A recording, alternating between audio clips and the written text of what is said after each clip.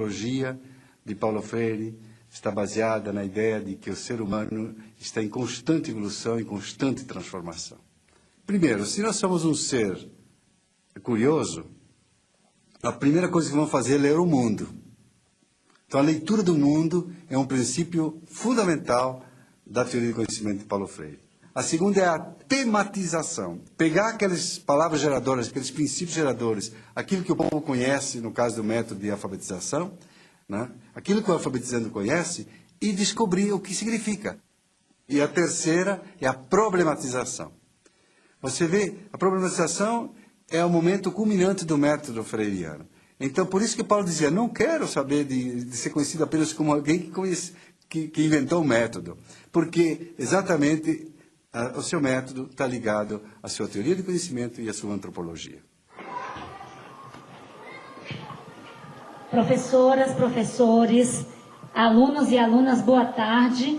E nós já estamos em nosso horário de começarmos o nosso turno vespertino. Nós teremos as nossas atividades na sala do Lego, na biblioteca, atividades de agricultura, e com certeza será mais uma tarde de uma construção da nossa aprendizagem. Então, assim, ao iniciarmos a escola, fizemos a proposta aos servidores, aos trabalhadores da educação aqui.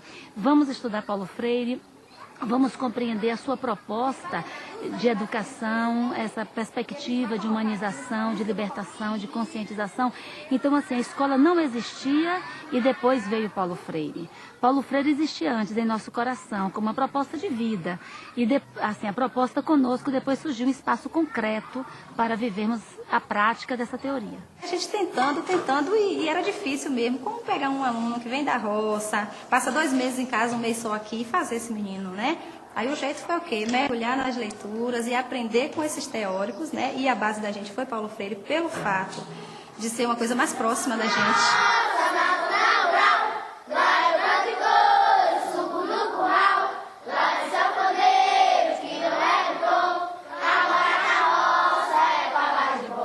As crianças que nos chegam muito diferentes das crianças que são urbanas. Naturalmente, quando elas chegam, elas não conhecem o vaso sanitário, que para a gente é um valor, e isso ainda me emociona.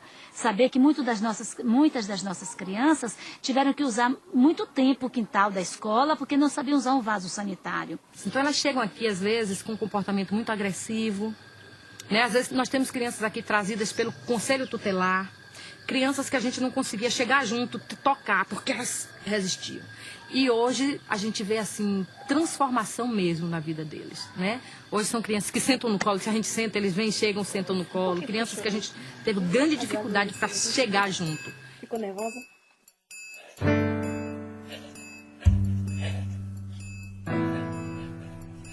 Para mim, o exílio foi profundamente pedagógico. Quando exilado, tomei distância do Brasil, comecei a compreendê-lo melhor. O exílio, rapaz, o exílio me deu muito. Só que o preço do dado é equiparado, tá fazendo? A quantidade que tu ganha é a quantidade que tu tem que pagar. O preço é alto, o preço é e foi alto. Olha, eu só não te diria que eu me sentia destroçado, porque afinal de contas é muito difícil que eu me destroce, entende? Mas eu sofri profundamente. Então havia dimensões da nossa cultura que me fustigavam, como por exemplo o gosto da comida. Nós, claro, tínhamos muita saudade do clima, da gente, da língua, né?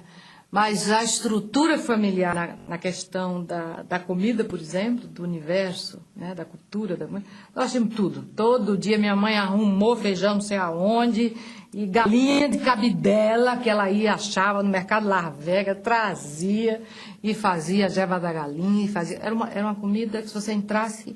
Era uma casa pernambucana, era uma casa brasileira. E não há como sacrificar a sua identidade cultural. Eu nunca me senti melhor do que ninguém porque sou brasileiro, mas nunca me senti pior do que ninguém porque sou brasileiro.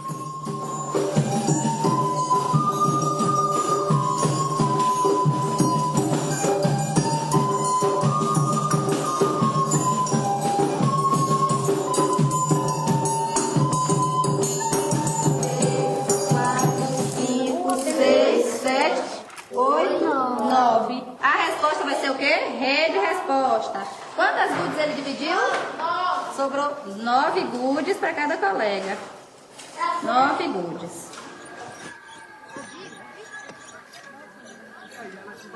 Isso aqui é uma ferramenta chamada sacho. Ele tem uma ponta justamente para poder fazer o quê? Para poder fazer a cova. Então nós vamos fazer a cova e a beterraba já está aqui. Nessa posição ela não pode entortar a raiz porque senão vai deformar. E aqui nós vamos fazer esse procedimento. Tá mesmo aqui, ó. Pronto, tá faltando. Coloque aí no local, um pouquinho mais, ó. A raiz ficou um pouco baixa. Ao retornarem para casa, eles levam daqui da escola algumas sementes. Cenoura, beterraba, das hortaliças que eles já cultivam aqui. Lá eles têm o objetivo de, ao chegarem lá, passarem para os pais o conhecimento que eles acabaram adquirindo aqui, ou então que reforçaram já tendo esse tipo de conhecimento. Lá eles fazem o que fizeram aqui. Alguns já assim vendem, eles chegam falando, olha, a gente ganhou dinheiro, porque eu plantei o coentro, plantei alface, plantei isso aqui.